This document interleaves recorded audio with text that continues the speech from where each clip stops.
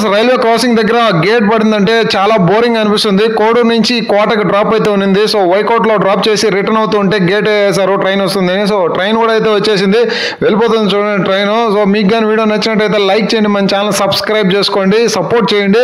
So చాలా రోజులు అయిపోయింది ఇలా వ్లాగ్ అయితే చేసి. సో పెద్ద మసీద్ దగ్గర పక్కనే హలీం షాప్ అయితే పెట్టారు పబ్జి కేఫ్ వాళ్ళు, అక్కడికైతే విచ్చేసాను. సో నైట్ 10:30 అవుతున్నా కానీ సో షాప్ అయితే ఓపెన్లోనే ఉంది.